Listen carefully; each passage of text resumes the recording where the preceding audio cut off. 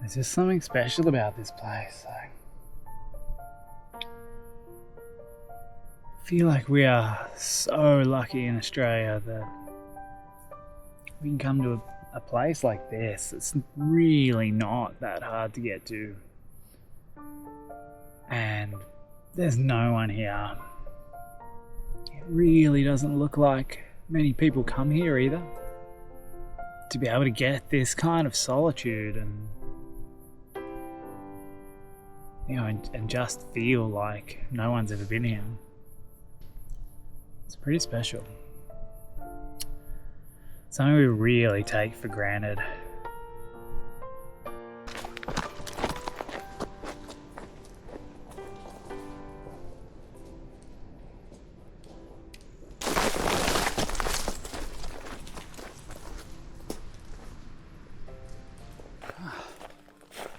Welcome back to the Aussie Bush. I am so excited to be out here.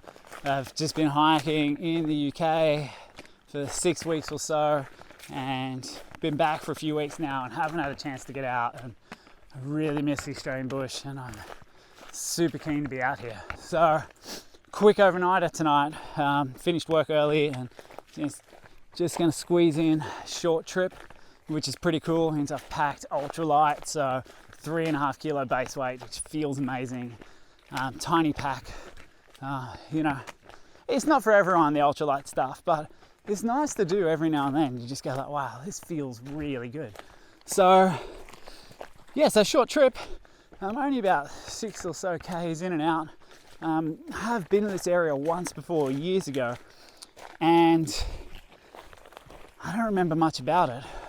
I probably remember two things. One, I thought it was a pretty interesting place, and two, there was nowhere to pitch a tent.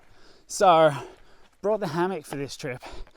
So that's pretty cool. Really looking forward to the hammock, and hopefully we'll find a decent spot. Because, to be honest, years ago I didn't have a hammock, so I wasn't exactly looking for places to pitch a hammock. So, yeah, we'll see how we go. Pretty excited to be out here though. Even these short trips, every time I squeeze one of these in, it's like every time I spend a night in the bush, I come back a better human. So I'm pretty excited to be out here. I'm really looking forward to it.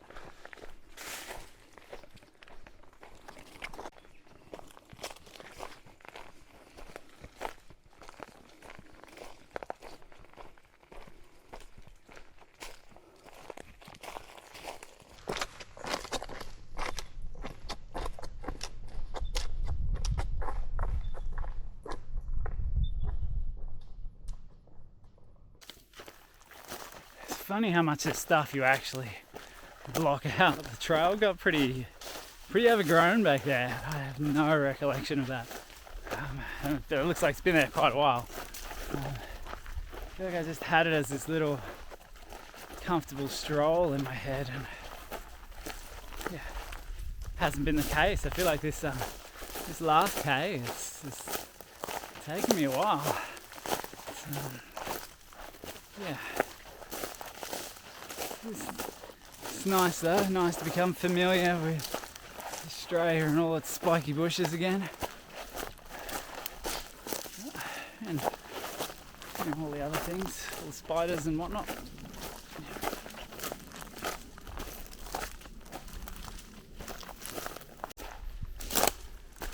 So I think what part of the problem is that I'm ready to be there now, and I'm not. But you can see that we've got cliffs narrowing in here, some coming in front of us. So we're getting there, and hoping all this wind's going to blow this cloud away and have a nice night of stars. But yeah, we're getting that, and it's going to be pretty cool. We're going to be on this really cool narrow peninsula. It's kind of what we're aiming for. Overlooking a beautiful gorge, so it'll be worth the effort once we get there. I think it's just more effort than what I thought it was going to be, but that's okay. That's okay.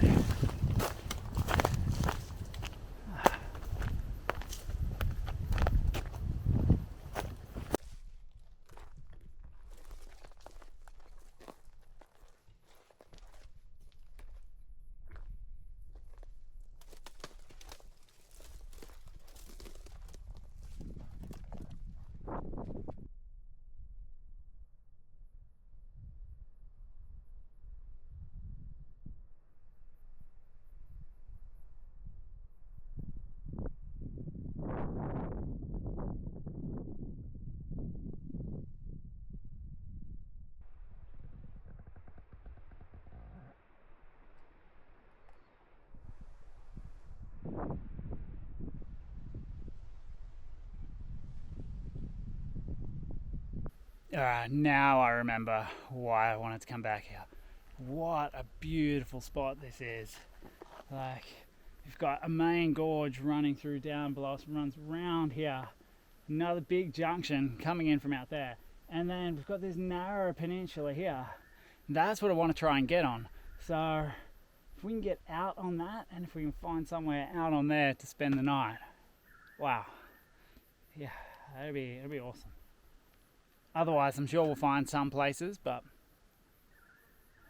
that out there would be epic. What a beautiful place.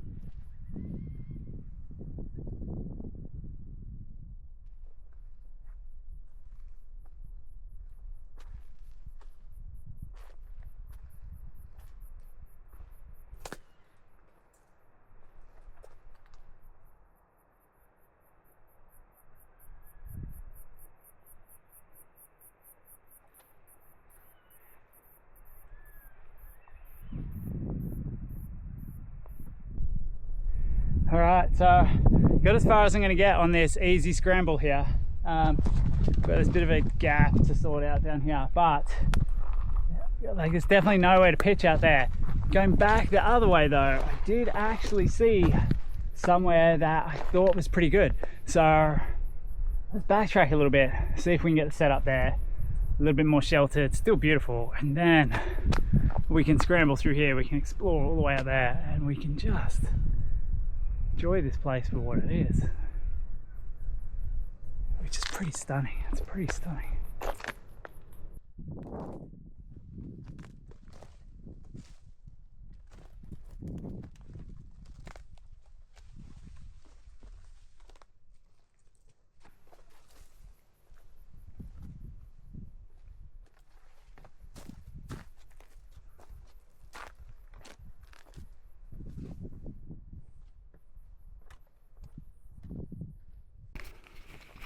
All right, so I just got my little gossamer gear bag with me for this trip. So I really love this bag. Yeah, tiny bit of excellence. And that's a recipe for disaster. Let's put that there.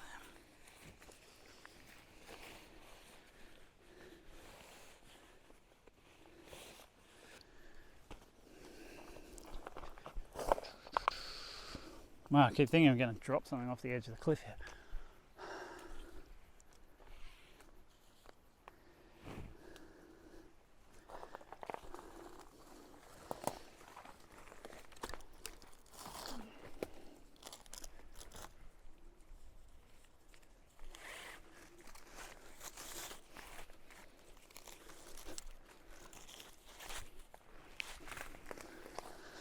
And hopefully these trees are okay. I'm sure they will be. I have faith.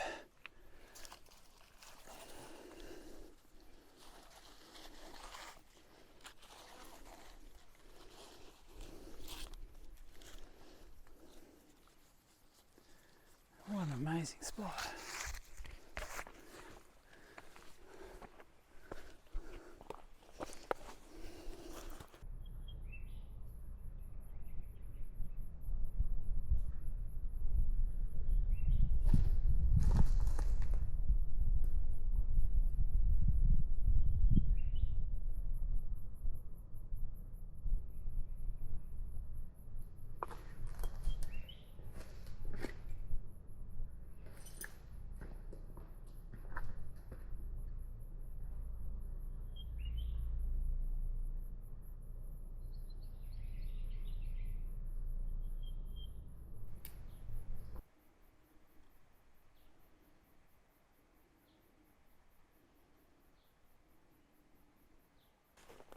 What an epic spot. I'm really happy with this. If the wind doesn't pick up too much, this is going to be an amazing night. I've chucked the tarp on, because I always do to start with, and then normally just so I can work out how to set it up, and in case there's anything funky, like I'm tied off to trees, and I've actually got like an old knot just jammed into a little crack over there. It's like a very old school climbing thing. And yeah, but what I'll probably do is, like, I like to know I can set it up reasonably quickly, and then I'll fold half of it back so I can actually see the stars and all that type of jazz tonight. And then if the weather gets pear-shaped, I've just got to fold down half of it. So, yeah, so I'll just have a think about, I think there's wind coming more from this way when it does come, so I might even fold the tarp over that way and see out into the gorge here, shelter me from the wind a little bit. So cool. Yeah, so I'm just going to pack up the rest of my little bits and pieces here, maybe dump my sleep kit in there, and then really keen to explore out onto this point because I've not been there yet, and yeah, pretty excited about it. I'm also excited that that massive big fly that bites is on the camera and not on me. Good times. I hate it when those things come out. It's that time of year. I mean, it's just like a playground through here. So cool. A maze, some scrambling. Pretty cool. Pretty cool stuff. Amazing.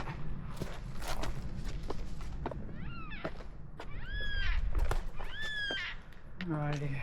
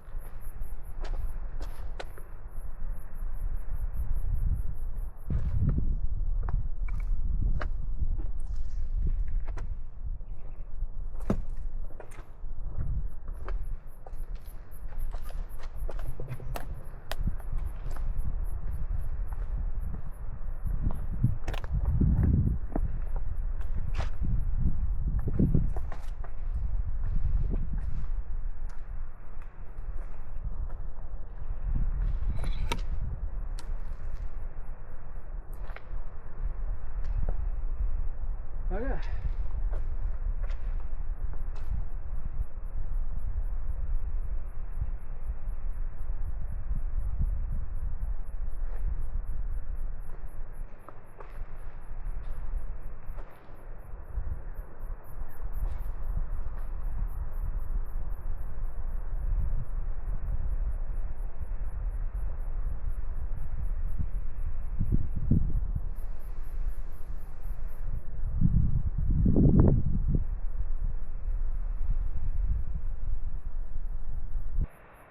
And there's camp all the way over there on the edge.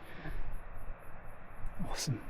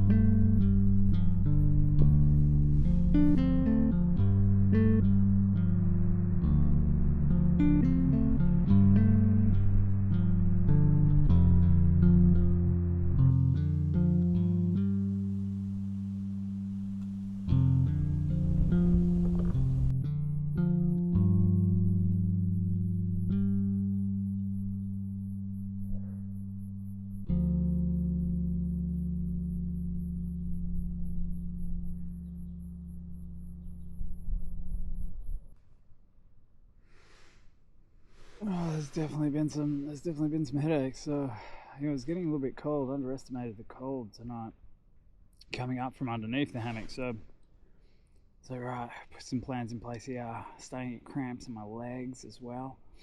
Right from the cold and a bit of dehydration. So get up, had some Ultralight. I thought I'd put my emergency blanket underneath my sleeping bag, so that'll actually give me a bit of a barrier from the cold underneath. And then I was like, oh, while I'm at it, I'll boil up some water and throw it in a water bottle, and actually chuck that in my sleeping bag as well. And then so it's kind of put it, stood with it kind of between my knees when my legs were cramping, and then while I was getting ready to jump back in bed, I threw it in the sleeping bag.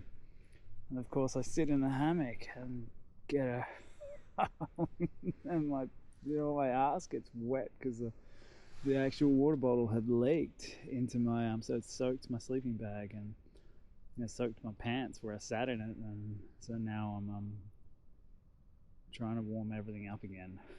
So I've had to have the sleeping bag out, shaking it dry, and trying to wipe off any water, and I'm trying to just rejig all the stuff so I can hopefully stop a bit of cold air coming up from underneath me and actually sleep pretty comfortably. Top of me is fine, it's just the cold coming up from underneath the hammock, and normally I might have a mat or something in here, but I thought it was warm enough to get away without one, so I was wrong, and now I've just created a whole list of headaches, but I feel like they're all semi-resolved, and the sleeping bag will dry out, and I'll dry out, and I'll be warm enough. I'm tired, and I'm just ready for sleep.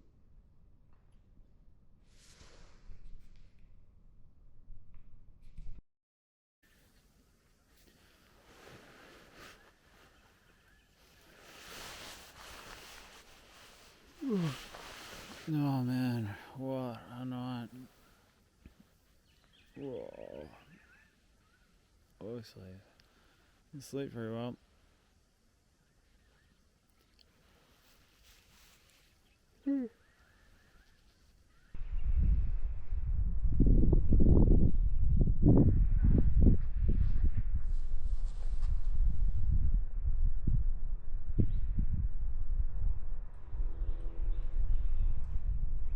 So one thing I did do last night, which I was actually pretty happy with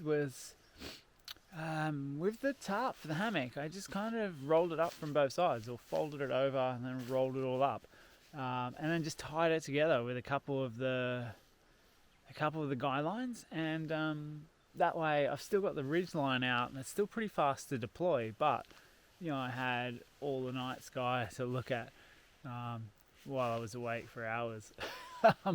But yeah, I think that actually worked pretty well. I'm going to use that in future, so you know, it's pretty quick to deploy, but it's all still there. So yeah, I thought that was pretty cool. So yeah, I'm just in the process of packing up now. Like, it's only a couple hours to walk out from here.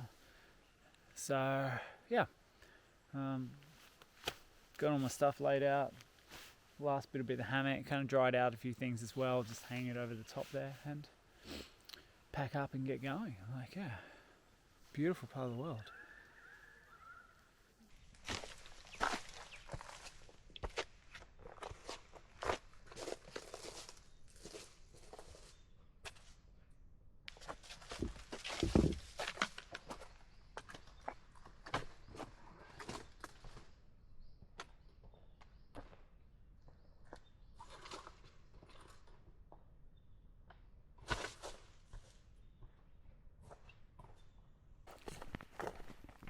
It's amazing what difference a good night's sleep makes. Everything just felt hard this morning. But now we're through the worst part of this, through all the bush bashing, and it's just a nice stroll for the next 5Ks or so through some moderate bush and spider webs. But yeah, so we should talk about gear and maybe the failures thereof, and pushing the limits of systems and stuff like that. So obviously last night was really uncomfortable. Not safety issue uncomfortable, but yeah, definitely uncomfortable. And so main reason for that is because I pushed my sleep system kind of a little bit beyond its limit, and main reason being is that I didn't bring any insulation for underneath the hammock last night. So no underquilt, no foam mat, or no inflatable sleeping pad. The result of that meant that I just got really cold from underneath, like pretty much all night. So, but you can always try and alleviate that in different ways. So I use the emergency blanket out of my first aid kit, line the bottom of the hammock. So I slept on top of that, which actually made a difference. And then, because I was also struggling with cramps as well, probably due from dehydration and cold. So I was getting cramps in my legs, and so I went to heat up some water and put in a water bottle so I could throw in my sleeping bag, which created another issue because I couldn't get my stove to work. Couldn't get my stove to work, so I must have had something in it. So a lot of blowing, trying to push stuff through the jets and whatnot, and eventually got it to work. But I mean, it's the middle of the night, and the last thing you want to do is just be stuffing around any more than you have to. So that was a bit annoying. And then obviously filled the water bottle and threw it in my sleeping bag, and then went to pack up some stuff. And then when I came back, sat in the hammock to get in, and just sat in a puddle of near boiling water. So couldn't jump out of there enough in a hurry, but just meant that I was then having to deal with a wet sleep system. So pulled everything out, dried off the emergency blanket, tried to wipe off all the excess water from the sleeping bag, which I believe this morning, having a look around, created another problem. So by brushing all the water off, I think I contributed to some down migration in the bag, moving all the down from evenly distributed to all at one end, which created a cold spot. So I think that made me even colder as well. So lots of contributing factors in here that probably made the night's sleep a little bit more uncomfortable than what I would have liked. But it's kind of important to have these experiences every now and then so you can manage them. It's important to push the limits of your systems a little bit too in a controlled way. So I think that was actually good. Helped me know what I can and can't get away with that type of setup. So yeah, so I guess lots of interesting stuff on the gear front this trip, and yeah, it means I'm pretty tired this morning. I'm looking forward to getting to a cafe, having coffee and having breakfast. And that's probably one other thing which I didn't think about. You're talking about cold and stuff like that, and this is one I think a lot of people don't think of, is like the amount of food you've eaten that day. So I didn't have dinner last night. I just had snacks because I wasn't really hungry. But, you know, some more calories in the system, and I probably wouldn't have felt the cold as much. So if you've had a big hard day and not a lot of food, your body's just depleted, and it just, you know, and trying to stay warm takes energy. So, you know, the amount of food you've eaten, and high calorie foods, often something people forget about when they're trying to deal with cold. Yeah, it's a pretty underrated one, that one. So often it's good to have some chocolate or some type of sugary food, and that can actually just help give your metabolism a bit of a kickstart, help you warm up.